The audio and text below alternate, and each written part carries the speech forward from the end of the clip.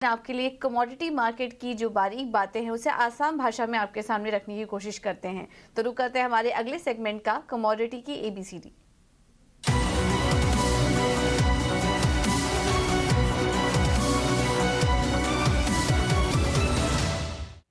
देखिए, कमोडिटी की एबीसीडी में आज बात करेंगे एमएसपी की, क्योंकि एमएसपी अभी पिछले हफ्ते ही खरीफ सीजन के लिए, खरीफ फसलों के लिए सरकार की तरफ से अनाउंस किया गया। तो एमएसपी यानी मिनिमम सपोर्ट प्राइस क्या है? सरकार की तरफ से किसानों की फसलों को एक गारंटी प्राइस गारंटी देने के लिए तय किया जाता है। किसानों की जो कॉस्ट होती है ना, उससे 1.5 गुना, कम से कम लागत का 1.5 गुना ज्यादा भाव उन्हें दिलाने की कोशिश होती है। तो ये तय कौन करता है?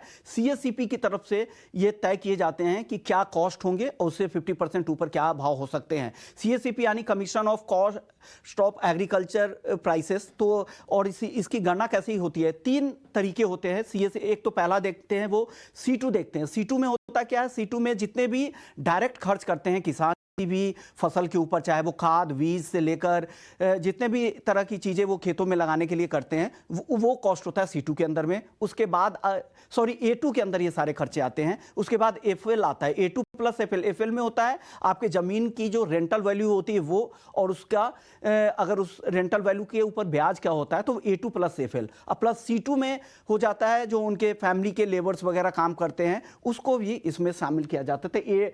तो सारे खर्चों के साथ जमीन का किराया और ब्याज होता है। FL में उनके फैमिली मेंबर्स का जो लेबर लगते हैं वो, और A2 के अंदर डायरेक्ट किए गए खर्च होते हैं। तो ये CSCP की तरफ से ये तीनों लागतों के आधार पर ये उनका टोटल कुल खर्च निकाला जाता है। फिर 50% ऊपर ये तय किए जाते हैं। खरीफ फसलों के लिए 14 फसल है जिनके लिए तय किए जाते हैं MSP, 6 है रबी फसलों के लिए और 2 कमर्शियल फसलें हैं, और एक गन्ना है जिसकी FRP यानी फेयर एंड रिम्यूनरेटिव प्राइसेस तय किए जाते हैं। तो ये कुछ कैलकुलेशन होता है, और ये 23 फसलों के लिए सरकार MSP तय करती है। लेकिन जो MSP का जो दायरा है वो बहुत ही सीमित है, काफी कम राज्यों तक इसका दायरा है।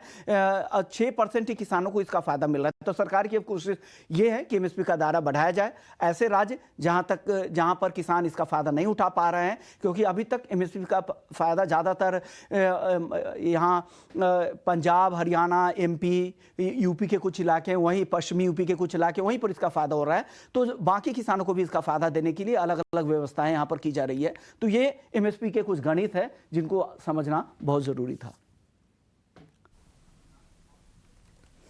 ठीक है। तो ये है MSP की बारीकियां जो कि आसान भाषा में विश्वमोहन आपको बताए थे, और इसके मायने क्या है किसानों के लिए, ट्रेडर्स के लिए, ये भी हमने समझने की कोशिश की।